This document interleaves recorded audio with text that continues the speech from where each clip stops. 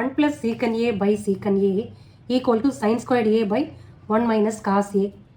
Hint, simplify LHS and RHS separately. Okay, first LHS பண்ணுறேன். 1 plus secant A by secant A. Secant A க்கு 1 by cos A போடலாம்.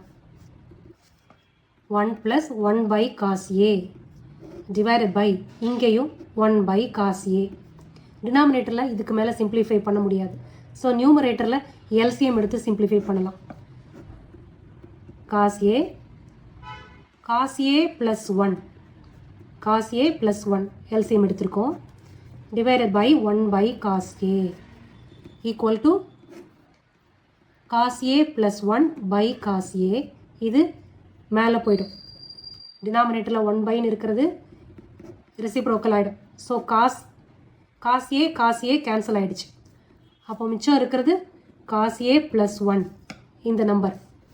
Okay, இதே மாதிரி ஆர்ஹெச்எஸையும் கொண்டுட்டு வரணும். இதுக்கு மேலே இதை சிம்பிளிஃபை பண்ண முடியாது.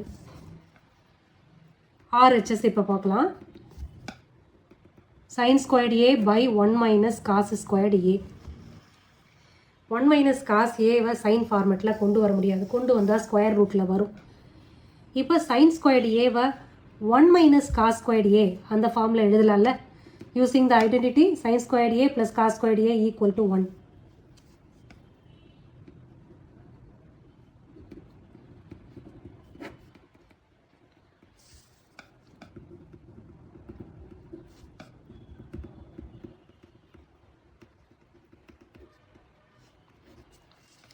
இப்போ நியூமரேட்டரை நல்லா பாருங்கள். இது A square minus B square ஃபார்மேட்டில் இருக்க மாதிரி இருக்கா. 1 ஸ்கொயர்னா 1 தான்.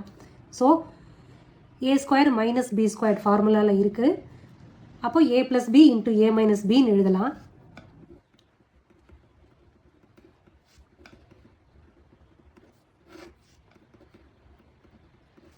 அப்போ 1 மைனஸ் காஸ் ஏ கேன்சல் ஆகிடும்.